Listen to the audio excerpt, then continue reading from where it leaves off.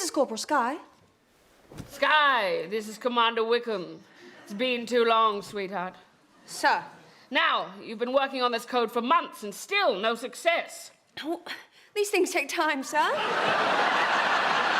Time is the one damn thing we don't have, Sky. I'll be with you at 0700 hours, and I expect to be furnished with some good reason as to why I shouldn't close Caraway House. Is that clear? Yes, sir. Now, take down my aircraft security clearance. Alpha, Charlie, 1929. Thank you. Alpha Charlie 1929 Foxtrot. Have you got that down? Yes, sir. Send me through your coordinates. By telegram. Over and out. Goodbye, sir.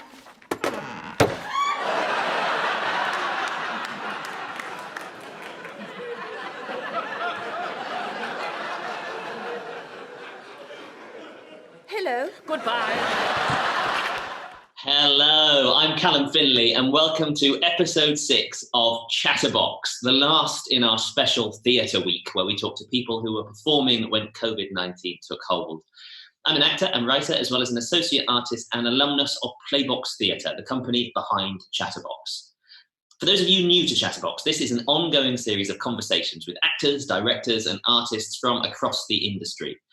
If you want to catch up on previous episodes, you can head over to youtube.com/playboxtheatre, where you can watch our chats with BAFTA, Olivier and Emmy-nominated actor Juliet Stevenson, stars of the West End smash hit Harry Potter and the Cursed Child, Jamie Ballard and Jonathan Case, and where you can check out our other Theatre Week guests, Broadway sensation and live from New York, Nasia Thomas, and the acclaimed RSC company member, Lucy Phelps. And I'm so pleased to be able to add today's guests to that list.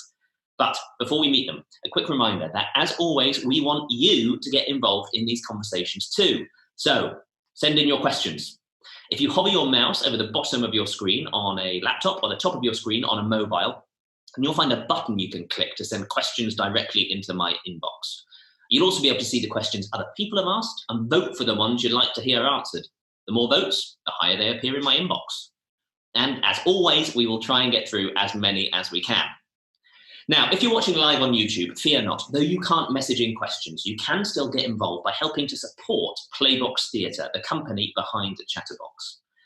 Not only does Playbox inspire young people to explore the arts, but for me, it was the first time I felt like I was surrounded by my people, theatre people. Playbox supported me through times of bereavement, and at age 13, I think, I met my first girlfriend at Playbox. She bought me this mug with a picture of a cow on it. This mug is probably older than some of you watching. It's a really important resource for young people for all sorts of reasons, and they're having a tough time at the moment. So please head over to playboxtheatre.com/donate. And if you can, give a little to help them keep doing what they do best. Now, I know these last few weeks have been really tough for everyone. So if you can't donate, then please tell someone about Chatterbox. Email your gran, tweet your friends, do whatever it is you do on TikTok. Let's keep spreading the exciting things we're doing here on Chatterbox. Now it's time to introduce my special guests.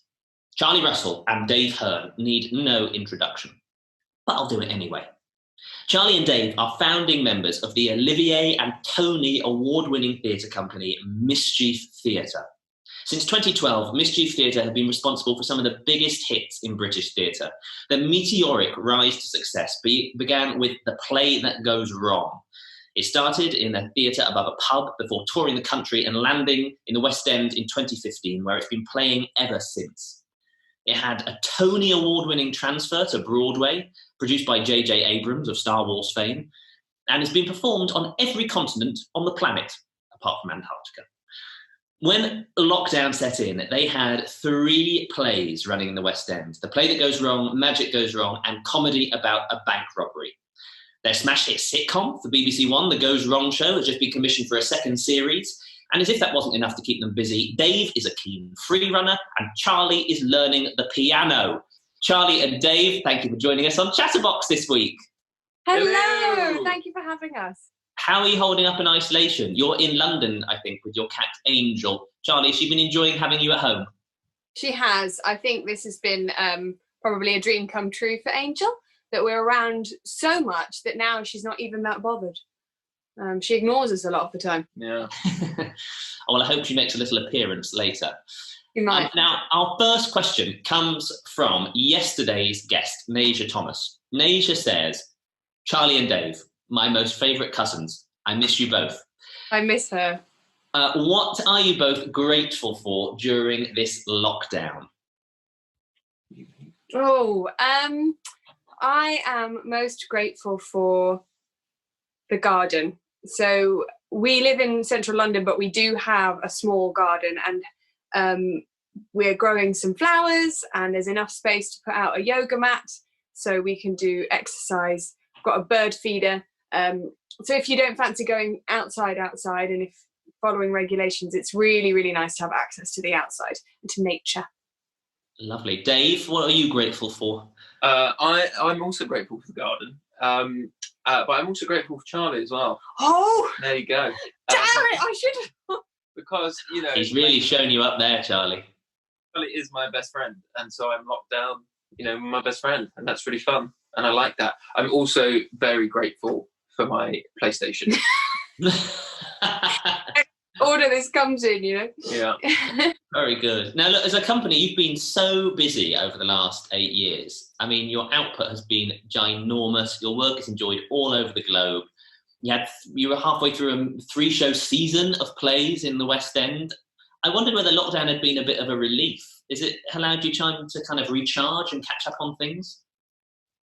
Yeah, I'd say it has. I think more so for the writers, just because they're also sort of partly producers as well.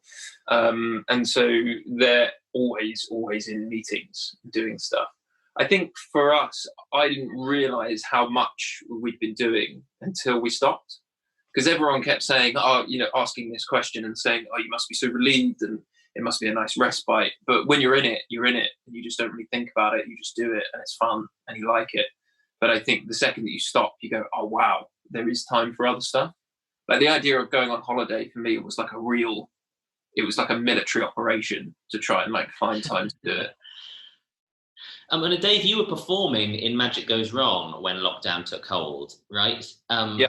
And it's such an incredibly impressive show. Not only is it hilarious, as we've come to expect, but the magic in it is properly brilliant. Now, your character, the Blade, is sort of a high-energy David Blaine style magician. Where did you start having to learn all those tricks? When did I have to start? Yeah. Pretty early on. Like the big one for people who haven't seen the show, I get submerged in a water tank. I get locked into a massive water tank. Which is actually a very small water tank. It's kind of coffin, but you can see into it. And I'm underwater for about 15 minutes. And that's live on stage every night. So the training for that has been pretty extensive. But the really hard stuff was, so we did a preview of it in Manchester last August. Was it last August? Yeah. And we basically had a guy called Ben Hart come in, who I believe was on Britain's Got Talent. I think he came third, maybe. And he was our magic consultant, and he was brilliant. And it's just the small stuff. It's just like tiny, tiny little things that most people will probably know how to do, but just making it look like it's second nature. And I don't have a huge love for magic. Not that I don't like it, but I'm one of those people that say, yeah, great, I like a magic show, but I'm not like, you have to be really passionate about it. And I think, learning a new language and learning a completely new skill and learning how to engage with an audience for a magic show is different to how you engage with an audience for a comedy show. Now, am I right in thinking that there's a sort of slightly showbiz story about having to fly out to Vegas to learn a trick? Yeah. So Penn and Teller are co-writing the show, or co-wrote the show with us. And when we did this preview in Manchester, Penn came over to watch it.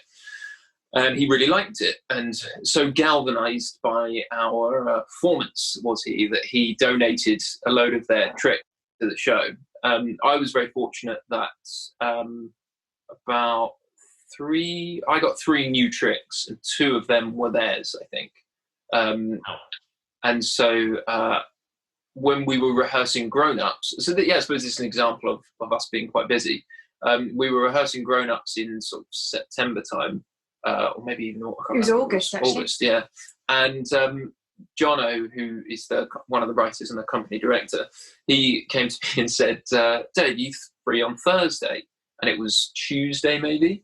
And I was like, well, yeah, I'm rehearsing here with you for the show. And he was, how would you feel about flying to Vegas and learning how to be underwater for 15 minutes?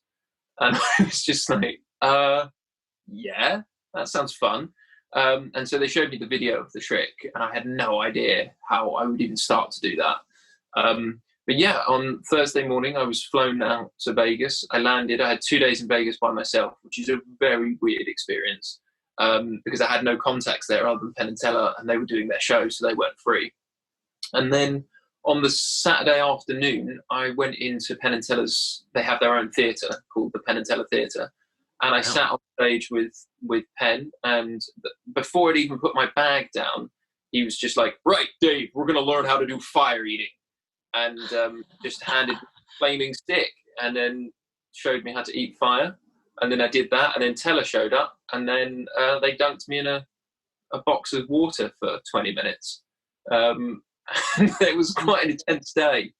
Incredible. And I mean, a far cry from the first incarnation of The Play That Goes Wrong at the Old Red Lion Theatre. I wanted to ask a bit about the journey of play from pub theatre to Broadway, because it's a fantastic and inspiring story of success. A group of young drama school graduates take over the world of theatre.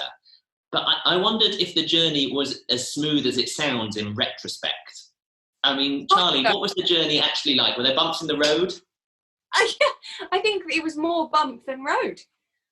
We started, I remember it was enough of us had graduated, so we were a company of people that had been rehearsing on the weekends while we were training and doing our impro show, Lights, Camera, Improvise, which is now called Mischief Movie Night in Edinburgh every year. So we gained quite a lot of experience from that and a little bit of money. And the thought was, when enough of us had graduated, we tried our scripted piece, which is now The Play That Goes Wrong. So we had a couple of weeks rehearsal, 2 weeks rehearsal, 3 weeks rehearsal. It was 2 weeks rehearsal, Monday to Friday. We had £300 to make the set. We had to find our own costumes from charity shops or in our own cupboards. We didn't have a director the very first time we did it.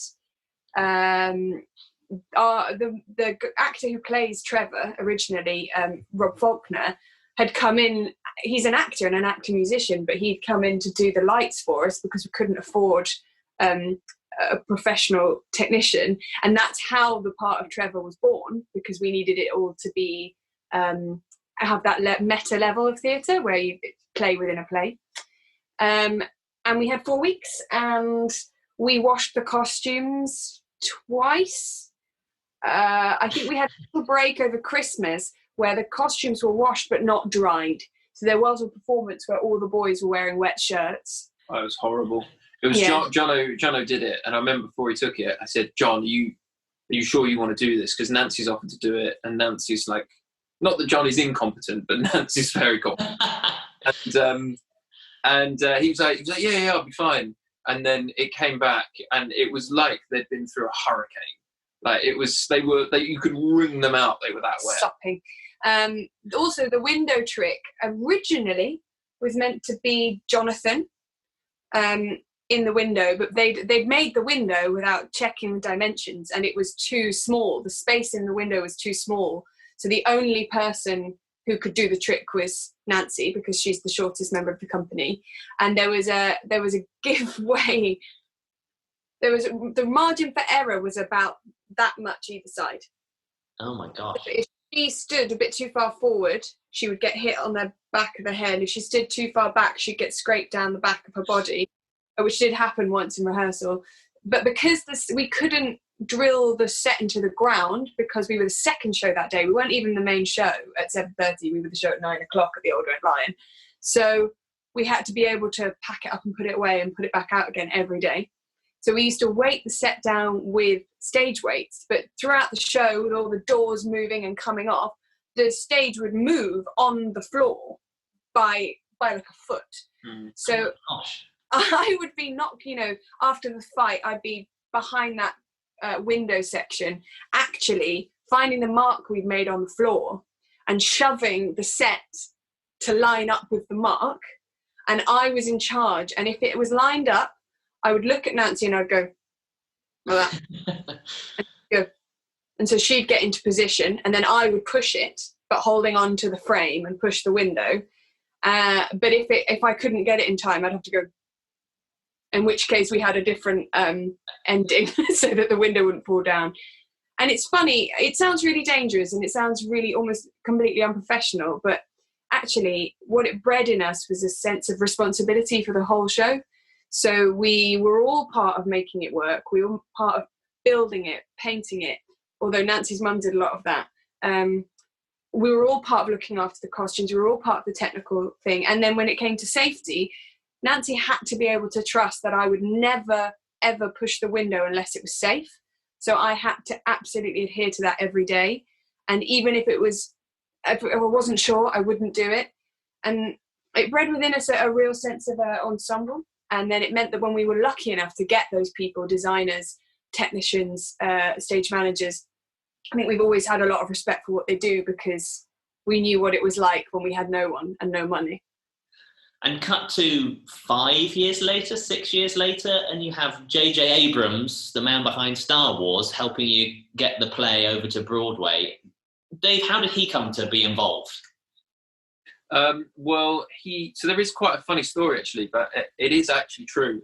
He was filming the 7th one, which is like the first of the newer ones. And they were filming in London.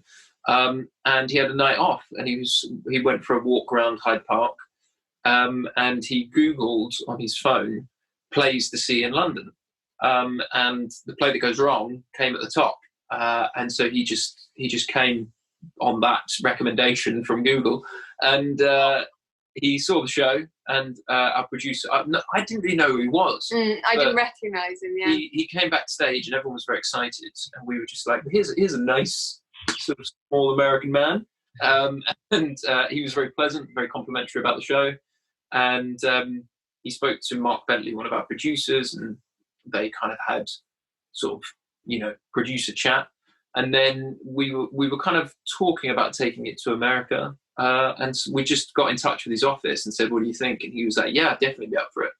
I think he actually said, if there's anything I can do, you must let me know. And so when we were in touch with our the other American producer, Kevin McCollum, they're like, well, we have this other person who might be able to help us. And that was JJ. And so he helped us get to America, and he was brilliant. He's a very lovely man. It was the first ever theatre show he'd ever produced or ever been a part of in that way. Is that right?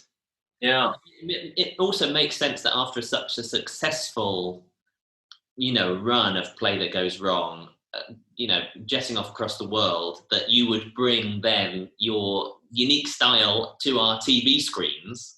Now, the vogue for sitcoms in the last few years, and with a few exceptions, to my eye, has been towards a kind of low-key, no laughter track, no studio audience. Yeah. But your episodes, you am I right in thinking you rehearse them for a few weeks like a piece of theatre and then shoot them in front of a live studio audience? Yeah. Brilliantly. But I just wondered, Charlie, how do you come to make those decisions about shooting style and translating your work to screen? There's been a bit of a journey with it, actually. Firstly, studio theatre sitcoms are less common these days. But when we first got to do Peter Pan Goes Wrong, which was the original thing we did for the television because BBC Comedy had come to see it on stage, we sort of said, well, we need an audience because there's an interactive part of it where Hook is saying, where is he? And the audience get involved and he's like, it's not a pantomime, and it kind of goes wrong in that way. So we knew we needed an audience. But I think it was also because so we play actors who are playing the parts. I play Sandra, who plays Wendy, and Dave plays Max, who played the crocodile. And it's hard to explain, but it needs to go wrong, right? So if we're just doing it and like a quiet, low key thing, there's no pressure, there's no stakes. We could just stop and re-record it, right? So we need a reason why we can't cut and just do the take again. And that is because we have a live audience. And even there's sort of a vague suggestion that it's live, although you can't, it's a really interesting rule on TV. You can't say something's live even as a joke because it's misleading the audience. But you sort of suggest that there's a live audience, it's a live performance. So we can't just say, cut, try that again, it went wrong. The bed's broke, let's fix them and start again. We need a reason to have to continue, which is what you have on stage because the audience is right there. So I think that might be one of the reasons. And I think also it means that the audience at home hopefully feel that there's a connection to what's happening on the camera. There's another step in between them and they're not so removed. I think that might be the other reason. You mentioned there that you're playing characters who are themselves playing characters within a show. We had an email in before the episode today from Elodie, who wanted to know whether that was harder, playing a role within a role compared to just playing an ordinary part. For me, not really, because they're often the same thing. So my character specifically breaks character quite a lot.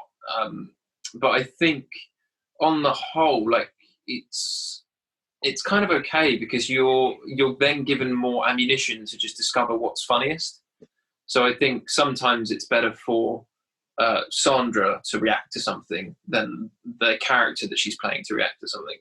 And so it just gives you a bit more leeway when stuff is going wrong, that you can just highlight that it's gone wrong, if that makes sense. Yeah, and because I might not mind, but Sandra really does mind. And so I find it quite a fun element to play. And it's funny, you're only playing one part. You're playing Sandra. So when you're acting in a play, you're playing Juliet and you do Juliet's actions. But all I'm doing is playing Sandra, and it just so happens that her actions are to be in a play. So it's not, I don't have to worry so much. It's less difficult than you think. Although a key element is, I find, don't just let Sandra be generally bad.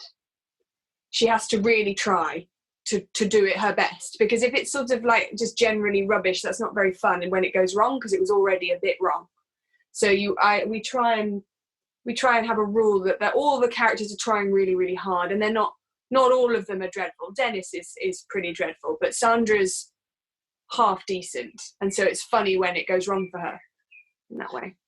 And as with the TV show and your stage shows, all your work is written by Henry Lewis, Henry Shields and Jonathan Sayer, but created by you as the company.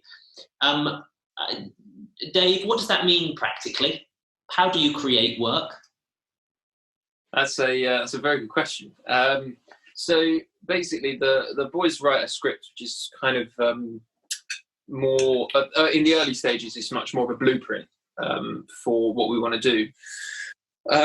As they kind of get better at script writing, that blueprint becomes more specific and less changes. But what happens is they take the pilot episode, for example. They will bring us this episode and say, we've got this idea for a kind of World War II kind of code breaker style thing. Here's the story.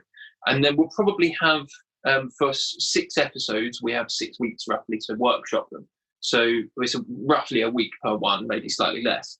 And so we'll all come in and we will do a read through. We'll quite openly say stuff that we like and stuff that we don't like, stuff that we're worried about, jokes that we think might not work, jokes that we think might not be appropriate, and certain story bits that maybe don't make sense, and things that we should look at in more detail. Then essentially what we'll do is we'll kind of troubleshoot by just getting up on its feet with scripts in hand and just try and do as much of it as possible at 100%. And then basically just see what it feels like in the room. Because sometimes a writer is certain this joke is funny. So you get up, you do it, no one laughs, and everyone goes, we've got to cut it. Or the opposite is an actor goes, this joke is never going to work. You get up, you do it, everyone laughs. You still hate the joke, but it stays in. And so it's the idea of kind of exploring the jokes and the ideas and the work, and adding stuff to it as well. It's amazing how much stuff that once you're up on your feet and you're stood next to someone and there's a table and there's a chair, immediately your brain just goes bang, bang, bang, and you just go, oh, great, I've got 4 new jokes. What do you think about this? And you generate stuff that isn't on the page, and then the guys will go away and kind of write that in. Yeah, they'll pick the things they like or ask you to expand on something, or just say, oh, no, actually, we would like to focus on this other thing. So it's quite collaborative. Amazing. Look, it's probably time that we hear some of the many questions that have been pinging away in my inbox. But before we do, as we're here in support of Playbox Theatre, we thought it would be nice for you to meet a member of Playbox. Oh, very good. Our technical wizard is going to bring Jess onto your screens to ask a question in person. Jess is a wonderful member of Stratford Playbox, and recently performed in Strikes at Playbox's purpose-built theatre, The Dream Factory. Hello, Jess. How are you doing? Hi, I'm doing brilliantly. Little on the starstruck side, though. Now, I think you've got a question, haven't you, for Charlie and Dave? Yes, I do. So comedy is a genre that I'm very interested in and would potentially like to pursue in the future. So would you say that there are any specific skills to develop or traits to have that have enabled you to base such a large amount of your careers on comedy? Yeah, that is a brilliant question. Dave, do you want to go first? I'll go first. So I think something surprising that you might not realise you need as a tool in your tool belt is actually to make sure you do develop your straight acting, because sometimes what really makes a joke work is that it's actually very truthfully performed, very naturally performed. So even though the Goes Wrong show is massive in terms of its size, there's big stunts, it's quite wacky, like crazy things happen.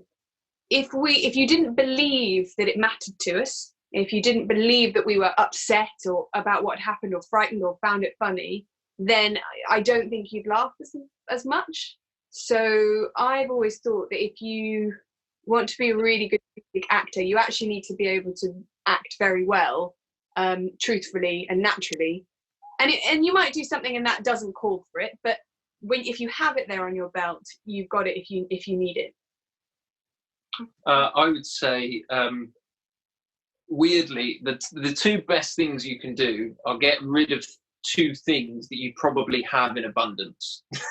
And the first one is get rid of any ego you might have about being funny, being good, having your idea put on, or and that goes from large scale stuff right into in the room. So as I was saying to Callum before, like if there's a joke that I don't like and a writer insists that it's really good, if I do it and everybody laughs, I have to put my ego to one side and go, great, I don't like the joke, but it works, so we have to keep it.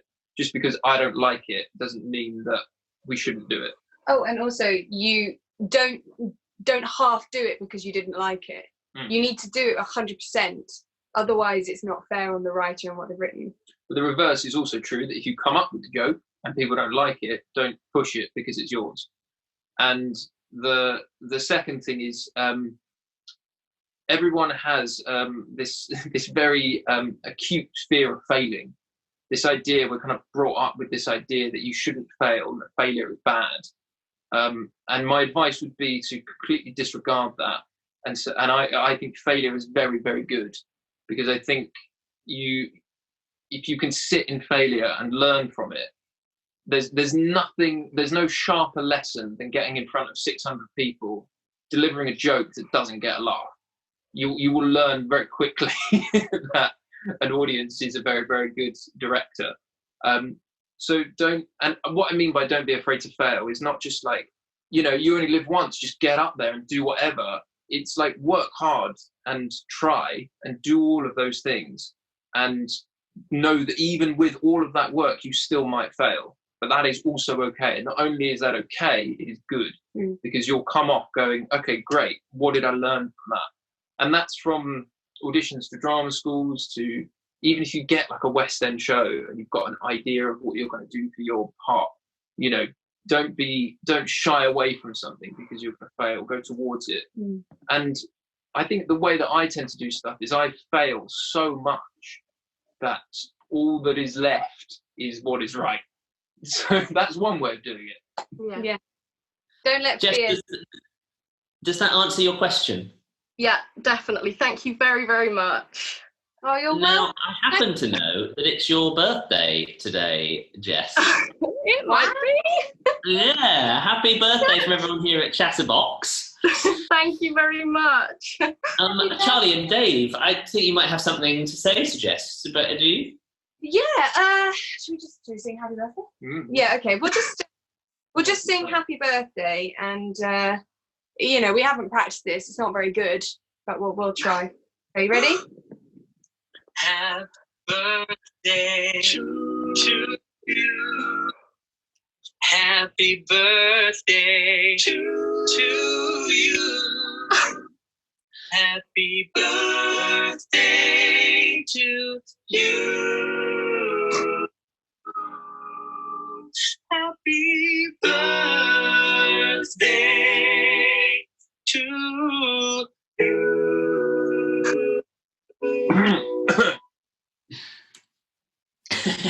There you go, happy birthday. Wow. Yeah. Thank you so much. Thank you so much, Jess, for your question. Thank you very much. Happy birthday. Thank you. Bye. Bye.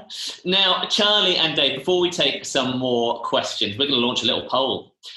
Those of you participating in the webinar can vote for which goes wrong story you would like to hear at the end. Your options are Dave's, the time I opened a door into my face in front of a group of students, and Charlie's, when the door came off its hinges too early in the play that goes wrong and we had to improvise a way of knocking me out. Vote now and we will get your answers at the end. Just a reminder for everyone watching at home that you can head over to playboxtheatre.com/donate if you want to help support the future of this remarkable company. No donation amount is too small or indeed too large. If you've a particularly wealthy aunt, send it to her. Super. Let's now go across and see what questions have been pinging in for you. So, right at the top here, with loads of votes, is hello, my name is Lloyd. I'm 10 and a huge fan of the Goes Wrong plays and shows. I have always wondered, is it hard to keep a straight face sometimes? Yes. Yes. Very. I should probably answer that. I am the worst for laughing. Always have been, and probably always will be. I think the only other person who comes close is Harry Kershaw, who's also a member of Mischief Theatre, and then the two of us together are an unstoppable force of laughter on stage. It can be really, really hard. It's a symptom of having a lot of fun. I think what's quite important is, I'm not necessarily like laughing because I think I'm hilarious. It's usually because I think somebody else has done something funny, or I've shocked myself with what I've done. But yeah, everyone has their own different technique of how not to laugh, and you've got to start developing it. I had to work very hard for series 1 of the Goes Wrong show, and there's actually only one moment in the show where I don't hold it together, and that's in the pilot episode when Dave is all wrapped up as Moncrief, and he like shunts himself forward like that, and if you look behind, I do this, and that's me fully laughing. That's wonderful. Beatrice would like to know, well, she says that she wrote a show for her GCSE drama which took inspiration from your shows. She wondered, do you get inspiration from real life situations that you've seen, or do you just make it up? I would say on the whole, we make a lot of stuff up. But I think a lot of stuff like doors being stuck and coming off the hinges and stuff like that has really happened in shows. And the kind of smaller jokes like blackouts and lighting cues in the wrong places happens more often than you'd think. One that really happened was Henry Lewis in Peter Pan Goes Wrong. He's dressed as a dog. He gets stuck in the dog flap. That actually happened to him. He wrote that in because when he was about 16, he was coming home. He'd left his keys and brought his keys with him, and his mum was out. So he thought he'd climb in through the dog flap, but got stuck halfway and couldn't get in or out, a bit like Winnie the Pooh. And then he kept trying to hook off the keys, and then he did, but then they slid across the room, and eventually his mum's boyfriend at the time had to saw him out of the door. So that is a direct lift in real life. They had to saw him out. Yeah. Oh, It was God, proud. what a story. I know. Stuart would like to know what percentage, and I'd like a percentage, Stuart, of what we see on the TV screens is ad-libbed at the time of recording. What percentage? Do you know what? Probably not that much. I think there's this very romantic idea of comedy that it's just like on the fly, and just like people are so funny that they can just do whatever they want, and it's hilarious. Some of it is improvised, but strangely enough, a lot of the stuff that we improvise on the night gets cut. So that probably says more about our skills. But I think it's more we refine everything down to like within an inch of its life, to the point where sometimes individual words are chosen over other words because they sound funnier, or the rhythm of the sentence is funnier. So it's the biggest amount of improv is when you get an audience in on the night. That changes everything about our show. There's one bit of improv in the Lodge episode of series 1 because something did actually go wrong. Henry Lewis is his gun. He's doing a gun thing and it does break, and it wasn't meant to actually break in half. But all he does is just go ha ha ha. So it's not massively sophisticated improv. Yeah, we rehearse quite a lot for the show. Amazing. Eliza would like to know, what is the process of actually creating your own theatre company? Is it easy? Can anyone do it? That is a big question. Yeah. The answer is yes, anyone can do it. Is it easy? No. I think you have to find a group of people who all are kind of on the same page about what you want to achieve, whether that's comedy or doing, Shakespeare plays or poetry or whatever it might be. If everybody kind of is united under the same banner, then it would be much easier. We were very fortunate as well, is that we had a very charismatic leader in Mr. Henry Lewis. He is a relentless hard worker and would just work very hard, and that sort of made you want to work with him. And so he kind of dragged us all along sometimes. And also as well, like in the early stages, we were having fun, meeting up, doing rehearsals. And then one day he'd come in and be like, great, I've booked us a venue for Edinburgh, we're going in August, we need to raise £5,000. And you're just like, oh, okay. And he's like, great, let's talk about how we can do that. Yeah. And so you're just like, right. Yeah. So you learn pretty quick. You don't need a huge group of people. It could just be you and one other person that form the theatre company, and then you work with different people depending on the project. But I work with Callum actually, and something I've learned from that is how important it is to have respect for each other, but also for us, we really like each other, and it means in those really difficult days when things are really tough and you've got quite a lot of challenges. You've got each other and you've got a friend, and you can go, oh, this is awful, and we can laugh about it, and then later when it's all over you can commiserate or celebrate together. And I think you don't have to be best friends with people. There are lots of theatre companies out there where the people who run it aren't necessarily best friends, but it does help that you get along and that you're good to each other. And also just meet up and do stuff. Like we met up for, we still do now obviously, but like we met up every Saturday, every Sunday for 4 or 5 years, maybe more, at Lambda, and just did improv and practiced our improv show and worked on improv and learned new improv skills and played improv games.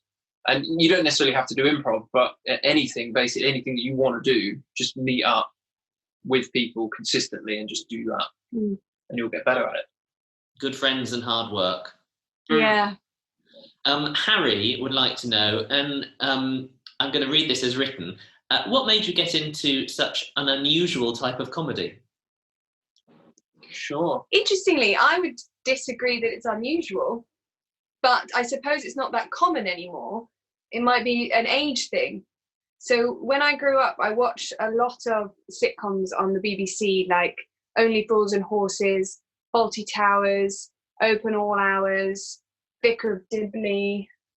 And all vary, they're all different, hello, hello, but there is quite a classic element to them, which, so to me, it feels like normal comedy. There are a lot of them are studio based comedies, quite physical, quite silly, quite jokes that aren't offensive or edgy. They are just, universal. And I think that's why I got into it, because I didn't know I was choosing it, but it was just felt the most natural to me, and probably it's because of what I grew up watching. I would agree with that. I think it's just like we're not clever enough to do anything else, so we just fall over. So Ed would like to know, he says the show's incredible and the way you act it out is brilliant. He was wondering what your process is for getting the timing right. Is it something that is experimental? I suppose it means trial and error, or do you plan it? It's a kind of bit of both, really.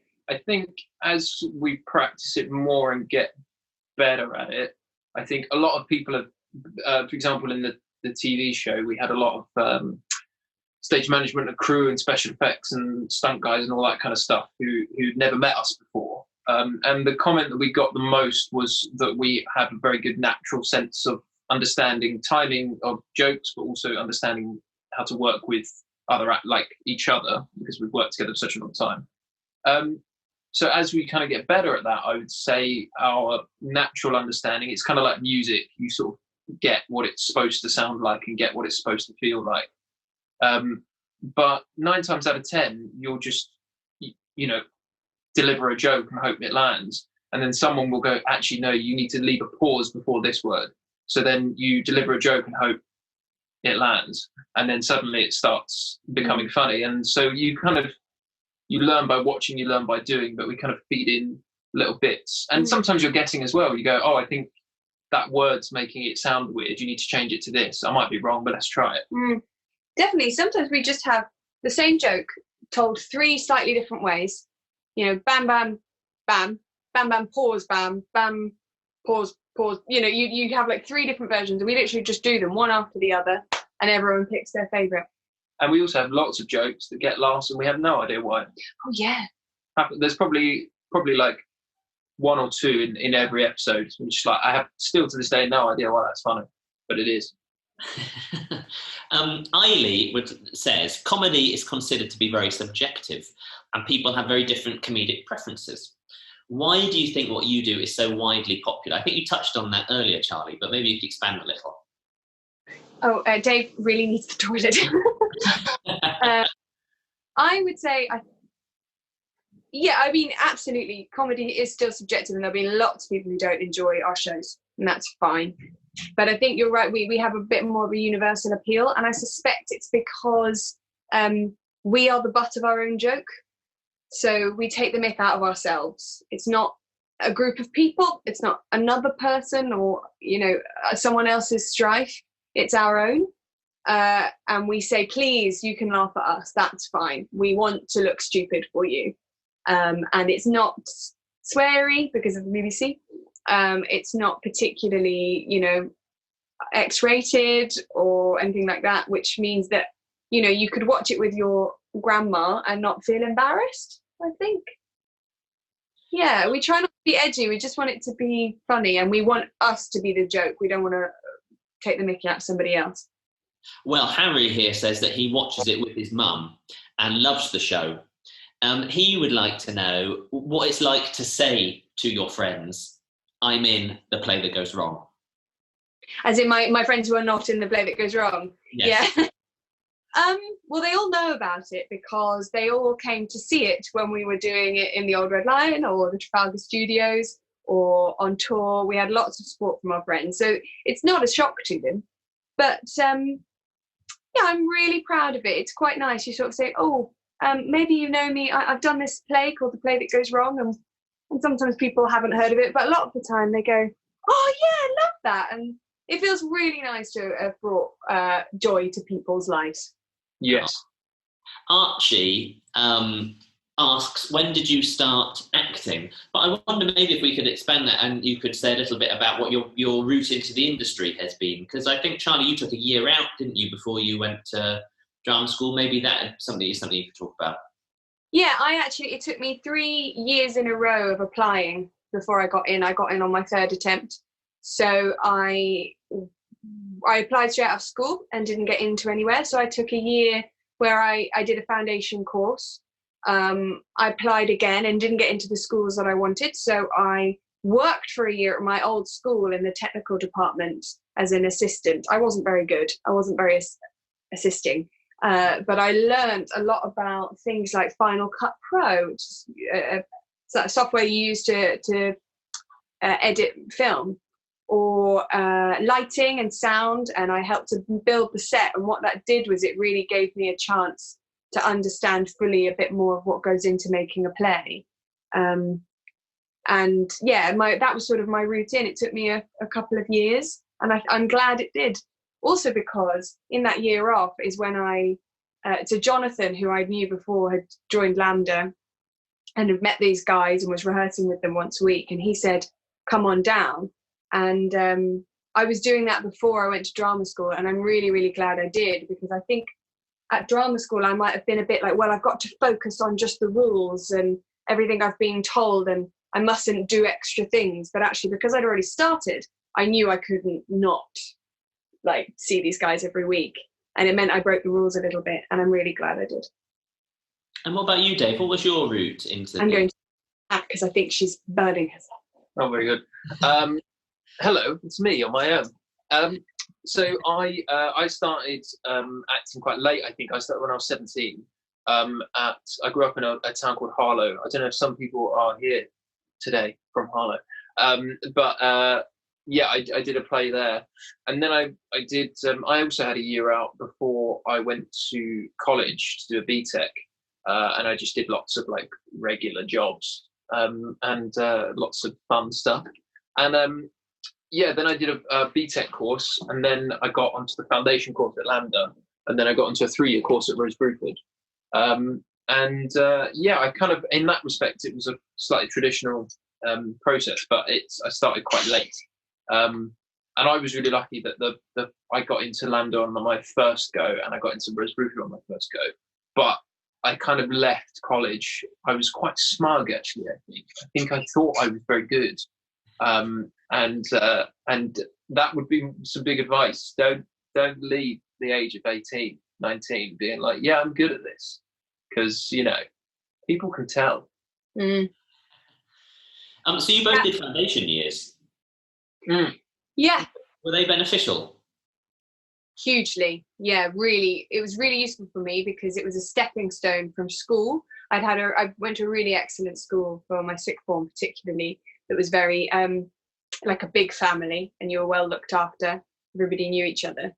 And so going to a foundation year, we were the only drama courses, something like 15 of us, and there were 4 teachers. It was a really small course, and it meant that it was a step into the world. I was living with friends and away from home and having to do my washing and feed myself, but I had quite a close contact with the teachers, which meant you still felt quite looked after. And I think that was a nice transition into them. When you go to Lambda, for example, they really look after you. They're very nice people, but you're expected to be an adult when you arrive, and as you should be.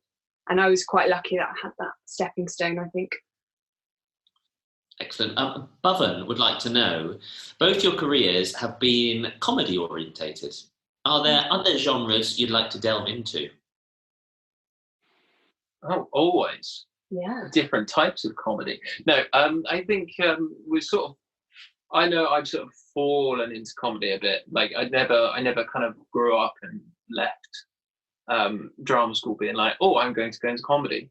I think I've always thought of myself as quite a serious actor, but I'm definitely not. But I think, yeah, I would love to do something more like a straighter production. I guess something in potentially in TV, stuff like that. I basically kind of want to have Martin Freeman's career, where you do a really good, well-known comedy that you're really good in, and then you go on to do like straight stuff, or become a Hobbit. Yeah, I really love doing slightly straighter work, particularly on screen, and I'm hoping to do a bit more of that.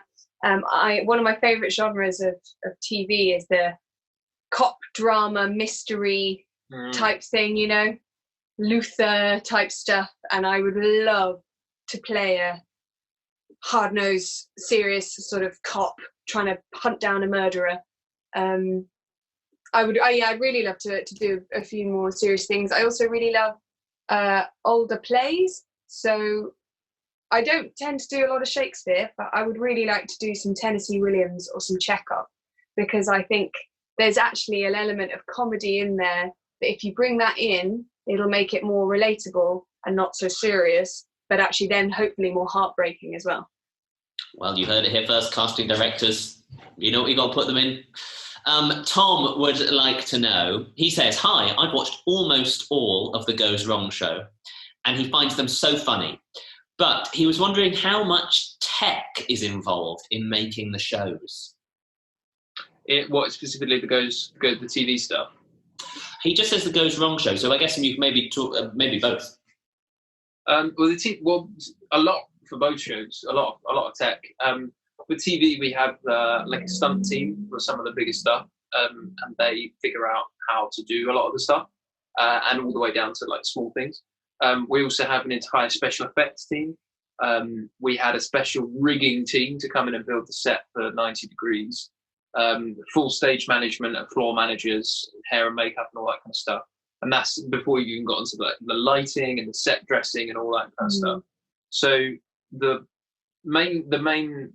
kind of juicy bit, I guess, is the special effects guys, because their job is to kind of come up with an exploding cracker, or like a dog that can be remote controlled and have someone speak out of it, or a bunch of jack-in-the-boxes flying out of some chairs.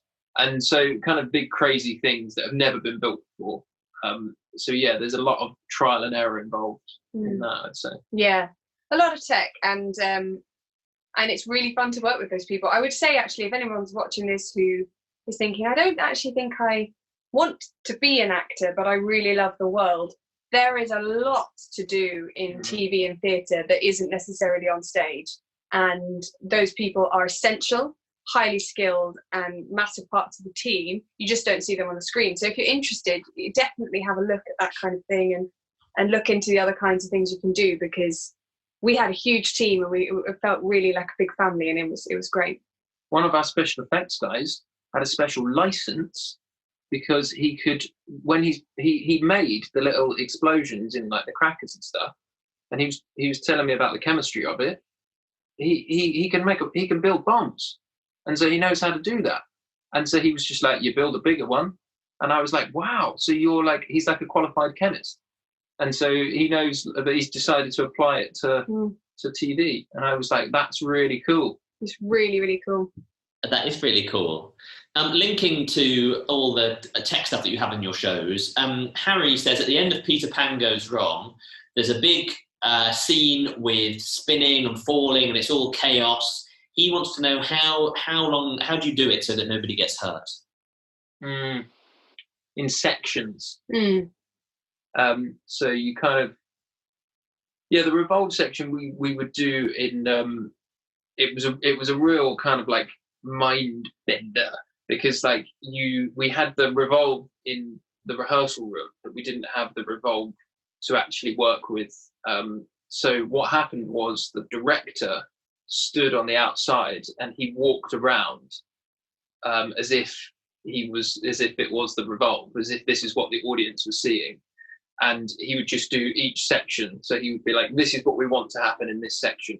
Let's choreograph that. And then he'd move around to the next section and be like, then this is what we want to see. And then he'd start the whole thing all over again and go, great, how do we get from one section, section 2 to section 3? Then he'd go back all over again and go, great, run the whole thing. And then he'd go back again and go, great, this is now the second time we're in this section, what we want to see. And the whole process would start all over again. So you kind of just layer it in.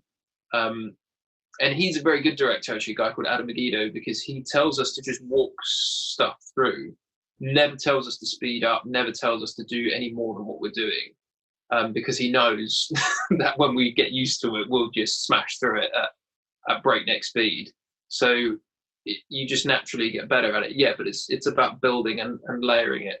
Because obviously, if you injure someone on day one, the whole thing stops. So there's no point in rushing it. Well, this might have to be our last question because we're running low on time, but it's had loads of votes, and I think it'll be a quick one for you both to answer, or maybe not. Harry would like to know what your favourite episode is of the series. Very good. To watch or to perform? Well, why don't we do both? Different. I would say my favourite one to do was, even though I didn't have a huge part, was the pilot, just because that was the first one we filmed, and it was just like 90 seconds of intense physical business, and then I was done. And you know, that's what I'm in the market for.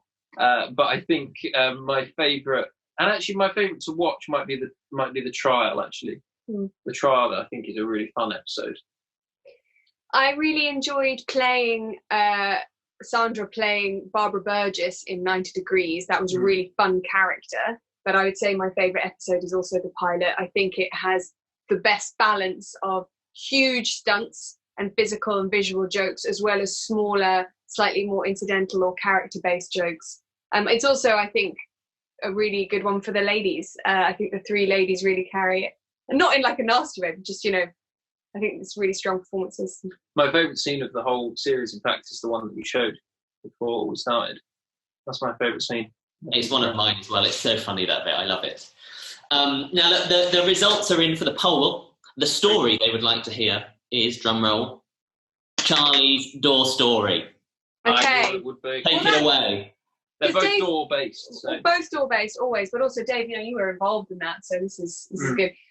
So it was the early days of the West End Play That Goes Wrong, and we were still having quite a lot of set trouble, even though we'd moved to the West End. And this door just wouldn't stay on its hinges, and it would come off at all the wrong times. And we were performing in London, mid-performance, and I'm on stage, and I see, the door's come off a bit too early again. That's fine. And then I just sort of, out on stage, realised that I am still here. I have not been knocked out yet. So if there's no door, how am I going to die? How am I going to get knocked out? I don't understand. And so I was doing the scene, but I was also just furtively looking around at ways in which I could maybe knock myself out. I was like, could I try and trip up and hit that post? Could I like walk into a door, the clock or something? And it's coming right to the end, and I think, I don't have an answer. I get into position, and I see through the open doorway Henry Lewis stood holding the door. And I was just like, oh, I see. He's going to attack me with it. So I get in position, I hold it, and he just walked in, holding the door horizontally, like flat, and just hit me with it, just smashed me up against the set, and I fell down. And I don't know how, it looked pretty intentional, I think, that Robert had knocked me out. But it was very embarrassing. I just saw this door coming at me. There was a little where he tried to put the door on before, so he sort of went bang. Yeah.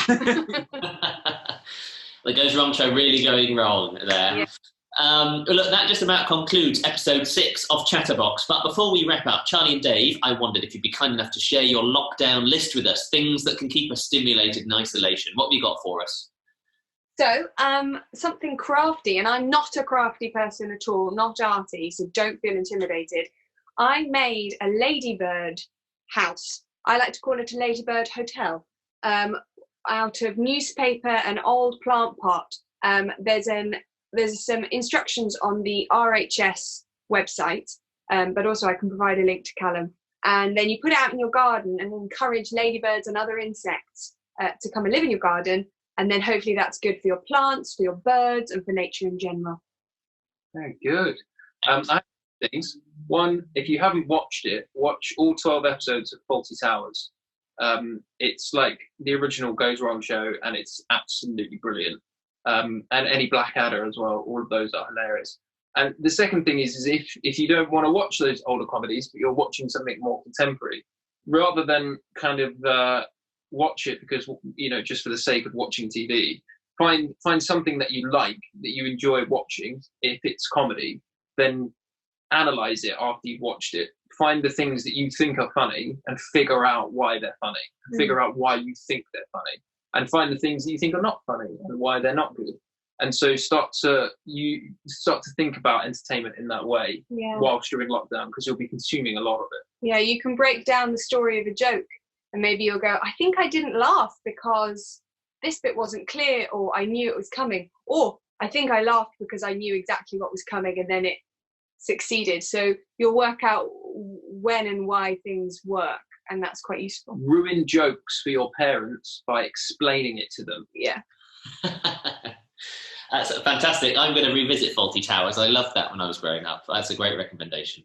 Now, look, I'm afraid that's all we've got time for. Join me next Friday when I'll be joined by an incredibly special mystery guest. Keep your eyes peeled for the official announcement next week.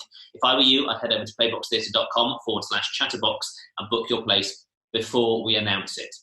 Now, Charlie and Dave, you know who the mystery guest is. In the spirit of keeping the creative conversation going, what's your question for them? Well, I don't want this to give it away, but I would love to ask the person the upsides and downs. What are the upsides and downsides of playing the same character for a long period of time? There we go. Tune in to see how our mystery guest answers that one. Charlie and Dave, look, thank you so much for joining us today. It's been amazing chatting to you about Everything Goes Wrong. A final reminder that the reason we're here is to support the work that Playbox Theatre does with young people, and they really do need your support. Yes, you people out there. So please head over to playboxtheatre.com/donate and give whatever you can. And remember, if you can't donate, then find someone you know and tell them about Chatterbox and get them to sign up for one of the future episodes. Now, if you've enjoyed this week's episode, or indeed any of the episodes we've done, please mention us on social media. We are at Playbox Theatre on Twitter and Instagram, or facebook.com/Playbox Theatre. And please do post. It really does make a difference. So that's it for now. See you all next Friday at 4 p.m. with our mystery guest. For now, stay creative and see you soon. Goodbye.